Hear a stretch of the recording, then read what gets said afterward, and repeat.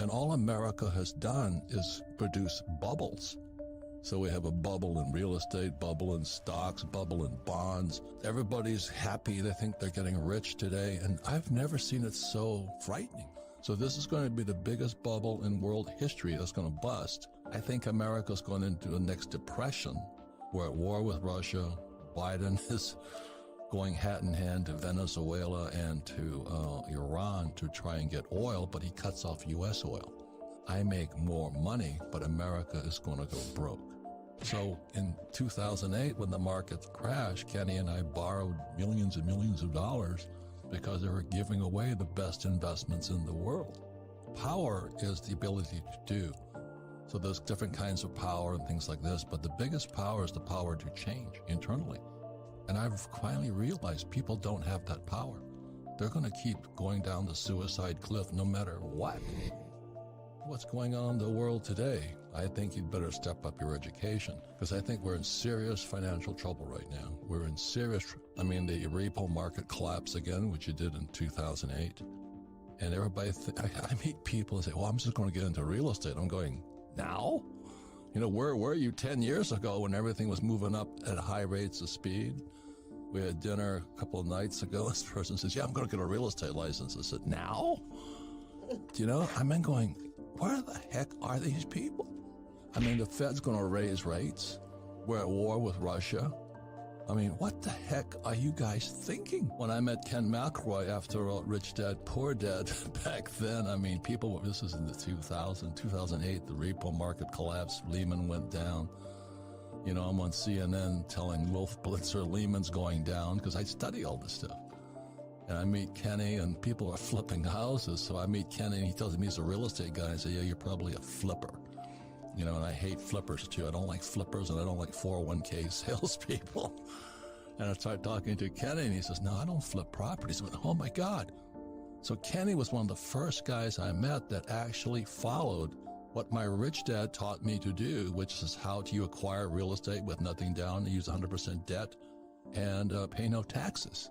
So with that, Kenny and I have made freaking multi-millions of dollars. We're billions of dollars in debt, but debt makes people with financial education rich. So what happened after 2008, after the repo market, after Lehman went down, as I called it, on CNN, we made fortunes because it was a crash. So you're saying, well, you're telling us it's going to crash, man. I'm saying it's going to be the biggest opportunity of your life. Because America stopped producing. We stopped making things. And all America has done is produce bubbles. So we have a bubble in real estate, bubble in stocks, bubble in bonds. Everybody's happy. They think they're getting rich today. And I've never seen it so frightening. Now, on the other side of the coin, as Kenny knows, Ken McElroy, he and I know, is after 2008, we just borrowed our asses off and bought real estate as it crashed. The problem, this is the everything bubble. This is the biggest bubble in world history. So it's going to be big. So John and I, like I said, rugby players, play for the Hawaii Harlequins rugby team. And I'm talking to him, and he's telling me about all the rich people we knew in Hawaii who are going broke. I'm going, you got to tell that story. Because as I said, in 1974 was the first 401k. It was called ERISA, Employee Retirement Income Security Act. And I was still in the Marine Corps, and I was flying out of Hawaii. And I went to listen to these pitches on how to sell a 401k. And I said, these guys are lying. Because the advantage I had is I had a rich dad and I had a poor dad. And my poor dad was the village idiot. He was a PhD, which stands for Poor, Helpless, and Desperate. He ran the school system for the state of Hawaii, and he thought the 401k was wonderful. I'm going, you got to be kidding me. And my rich dad was my best friend's father. He goes, oh my God, boy, talk about a license to steal money from stupid people called employees. So I came from a different, so this is 74, I'm still in the Marine Corps. And the first thing my rich dad said to me, if you're going to be a rich man, you better learn two things right now. Be an entrepreneur, but he says you've got to learn how to sell. And secondly, you've got to know real estate. Because real estate is debt and taxes. And that's, what do you mean debt and taxes? So in 1974, I took my first real estate course, and opened my eyes up, because you don't need money to buy real estate and you pay no taxes on top of it. Just before I get out of the Marine Corps, I got a job with Xerox, learned how to sell. So I got sales, and then I understood real estate. So why am I a rich man today? Because I took 2 courses, learn how to sell and learn about real estate. And my poor dad, the PhD, says, go back to school, get your MBA and get your PhD. I'm going, then I'd wind up like you, a poor, highly educated man with a 401k. Because we were the first generation with a 401k. The 401k came in, I think, 1974.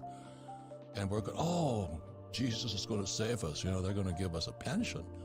But in my opinion, it was one of the biggest screw jobs ever, because you're putting people who know nothing about investing, and they're now counting on Wall Street to keep them alive into their late years. So here's this book that's written by Ted Siddell, and he makes his fortune suing pension funds. We're going into a depression, possibly a depression, and as John talks about it, people have no money. So when our buddy Joe Biden took off the Keystone XL pipeline, inflation went through the roof. That wipes out the poor because they can't afford to eat. Because oil, I'm an oil guy, going to school to work for Standard Oil. When the price of oil goes up, fertilizer goes up. Fertilizer goes up, food goes up. So if you have a 401k, like I'd say, drop back and punt on first down. You know what I mean? Because we're not going to tell you what to do, but maybe you'll find out why you should make changes. Because the good news is that's when you get really rich. That's like if Neiman Marcus was having a sale on Louis Vuitton, every consumer would be lined up there. But I was talking to this woman the other night. She says, oh, I finally got it. I'm going to get my real estate license and start flipping real estate. And I said, this is not the time. Oh, no, I'm going to quit my job. I'm going, you got to be kidding me. But that's how stupid people are. So this is going to be the biggest bubble in world history that's going to bust. I think America's going into the next depression. We're at war with Russia. Biden is going hat in hand to Venezuela and to Iran to try and get oil, but he cuts off U.S. oil. Now, that's good news for me because I sell oil. We had Mike Maselli here this weekend, and oil went from $30 a barrel to $130 a barrel. I make more money, but America is going to go broke. So in 2008, when the market crashed, Kenny and I borrowed millions and millions of dollars because they were giving away the best investments in the world. And it's going to come again, but this time I think it's going to be more pain than last time.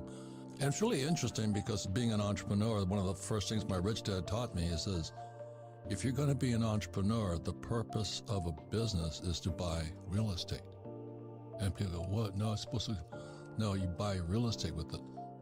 And the average person has never heard that. And I use debt and I pay no taxes. And then what most people don't know is that in 1971 is that Nixon took the dollar off the gold standard. So the dollar became debt. They could print it. And they had to raise taxes to collect the money back. And again, the problem is power is the ability to change. And that's really the sad part. It's like we had Dr. Nicole, and she can tell them about diet and exercise, but people don't have the discipline to change. This weekend, I was really, really kind of disturbed by a couple of people who've been with me for years. They haven't done anything different with me. For 17 years, they do the same old thing. They cannot change, but they're smart people. They just cannot change. Like I was talking to people I've known for years. How much gold have you bought? None. How much silver you bought? None. How much real estate have you done? But we read your book. Yeah. And I go nuts. That means there's something really effed up inside of you. You have a definite block to be poor.